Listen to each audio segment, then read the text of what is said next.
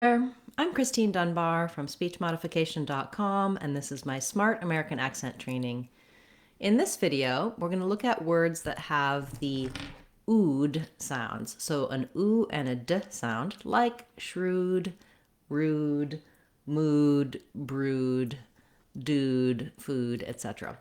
So as you can see, there's a number of different spellings we have for these sounds. In the word shrewd, we have kind of an unusual spelling where we have the EW sound for the oo and then just a D sound. So one way you can think of the word shrewd is to rewrite the word with two O's and a D, like ood. I think that's the clearest and most common way of visualizing and spelling the oo sound and the d sound.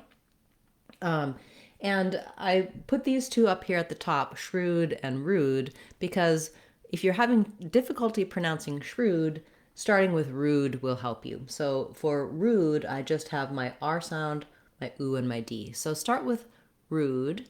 If the R gives you difficulty, just say it by itself. Rude, rude. Notice you have rounded lips for the oo. And then you can add your SH sound. So trying rude, shrewd.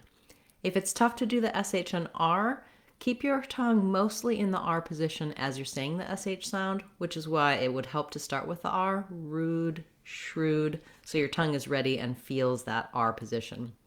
If I start with the SH and I'm not ready for the R, shrewd, shrewd, then my R is not going to be as perfectly formed as it would if I start with the R. Okay, so partly spelling might be giving you difficulty, partly the sounds of these words.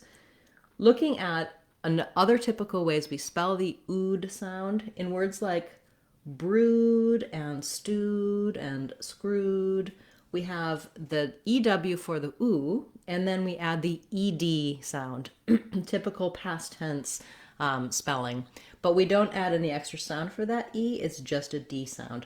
So brewed and shrewd, even though they have different spelling, have the same ending sounds. This brewed, like I brewed some tea, and brewed, like I'm brooding over something, or a brood, a big group of people, same pronunciation. They're both just the ood, have the ood ending with the B. Same strategy will help you for these kinds of words. If the R is giving you difficulty, just start with rude, then add your B. Rude, brewed. Again, same thing with multiple consonants at the beginning. Figure out where the breakdown is happening and build the word back up. This kind of brewed, we also have many other words that we spell with OOD, like food and mood. Other words with UDE for the ood, like dude. And then the word wooed is an example of another spelling where we have two O's plus the ED. So really the oo sound can be spelled with two O's, with EW, or with just letter U. And then how we make the D sound is the same, but we might spell it with just letter D, or we might spell it with ED, depending on how the word is formed. So lots of variation here, but not so tricky necessarily on the pronunciation once you know what the sounds are. Just this is one example of how the differences in English spelling may cause pronunciation problems or difficulties simply because you can't look at the letters and know for sure what the sounds say.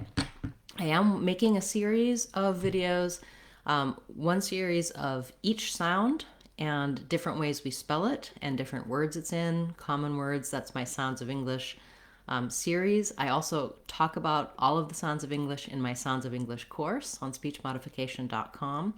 All of our online courses are either free or under $2, so they're a great investment in understanding American English pronunciation and helping you build a strong foundation for pronouncing any word that you want. I'm also working my way through a series of looking at the letters of English and the different sounds they can say. So even though this sounds like the same thing, it's actually two separate things where a letter can say multiple sounds and a sound can be spelled multiple different ways.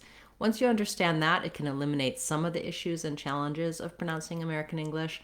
Of course, there's always exceptions, but we do have spelling conventions and spelling rules that you can learn that can help you kind of break down words and understand them more easily.